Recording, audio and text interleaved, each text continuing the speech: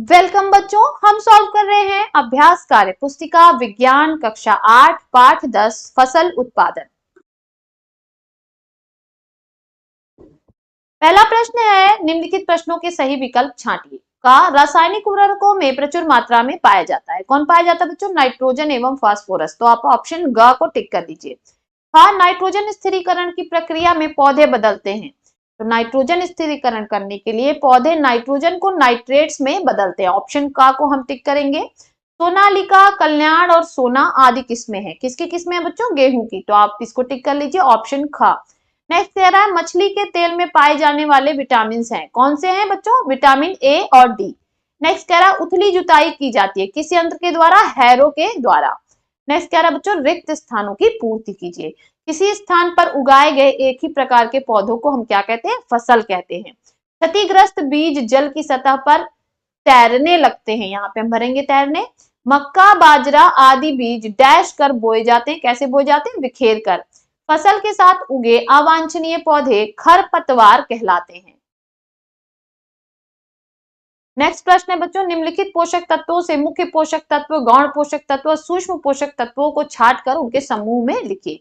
तो यहाँ पर हमें दिया हुआ है, इसे हमें छांट कर लिखना है। तो देखिए, समूह एक में मुख्य पोषक तत्व कौन कौन है? Nitrogen, oxygen, potassium, phosphorus, carbon और हाइड्रोजन। नेक्स्ट हमारा देखिए, गौण पोषक तत्व सल्फर, कैल्शियम, मैग्नीशियम। सूक्ष्म पोषक तत्व लोहा, जिंक और तांबा। नेक्स्ट कह रहा है, स्तंभ आ व स्तंभ ब के अनुसार स्तंभ स में संबंधित फसलों के दो दो उदाहरण लिखिए। जून से अक्टूबर तक खरीफ की फसल बोई जाती है। एग्जाम्पल है चावल और मूंगफली। मार्च से जून तक जायद की फसल बोई जाती है। एग्जाम्पल है तरबूज और मूंग। नवंबर से अप्रैल तक रबी की फसल बोई जाती है। एग्जाम्पल है गेहूं और चना। नेक्स्ट देखिए, कह रहा है हमको मिलान करना है। तो ये आपका देखिए, यहाँ पे ये हमारा जो है ये हंसिया है, ये किस काम में आता है? तो ये आता है बच्चों कटाई के काम में।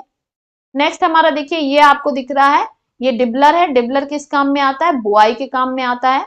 नेक्स्ट हमारा ये जो है ये हैरो है। हैरो किस काम में आता है बच्चों? हैरो उथली जुताई के काम में आता है। नेक्स्ट हमारा जो है ये आपको दिख रहा होगा, ये आपका ड्रिप जो आपका है ड्रिप सिंचाई, ये किस काम में आता है बच्चों? सिंचाई के काम में। ये जो यंत्र आपको दिख रहा है ये किस काम में आता है? सिंचाई के काम में। नेक्स्ट देखते हैं, कह रहा है चित्र में दिखाए गए कृषि यंत्रों के नाम व कार्य लिखिए। तो देखिए, ये पहला जो हमारा है ये हमारा है थ्रेशर मशीन। ये अनाज काटना, दाना और भूसा अलग करने के काम में आती है। नेक्स्ट हमारा देखिए, ये है आपका दांतेदार हंसिया। यहाँ पे देखिए ये हंसिया है। तो हंसिया किस काम में आता है? फसल काटने के। ये क्या है बच्चों? ये डिबलर है। डिबलर किस काम में आता है? फसल की बुआई के।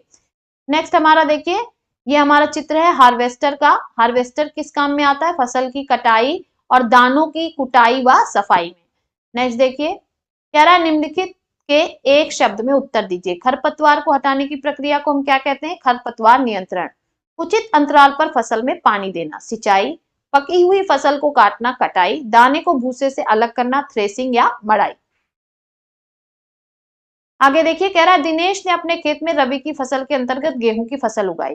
गेहूं के फसल के बाद उसने उसी खेत में दलहनी फसल उगाई। आपके अनुसार दिनेश फसल की किस प्रक्रिया का उपयोग कर रहा है और क्यों? लिखिए।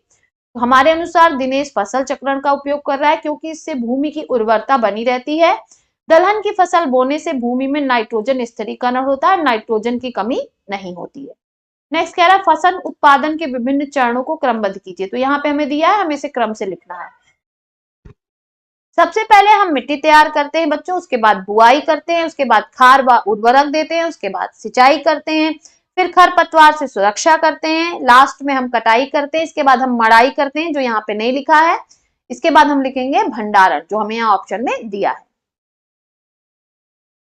आगे देखिए, कह रहा है निम्नलिखित प्रश्नों के उत्तर दीजिए। ये कौन सी गाय है? देखिए यहाँ पे क्या लिखा है, गाय का चित्र बना है और कह रहा है गाय की देसी नस्ल लिखिए। तो गाय की देसी नस्ल है साहीवाल, सिंधी और देवनी। उसके बाद यहाँ भैंस का चित्र बना है और आपसे पूछ रहा है भैंस की नस्ल लिखिए। मुर्रा, जीली और सुखी। फिर नेक्स्ट आपका देखिए मुर्गी का चित्र बना और कह रहा है मुर्गी की उन्नत नस्ल लिखिए। White leg horn, Island red और रेड मुर्गी। तो देखिए बच्चों, यहाँ पर ये हमारा चैप्टर खत्म होता है।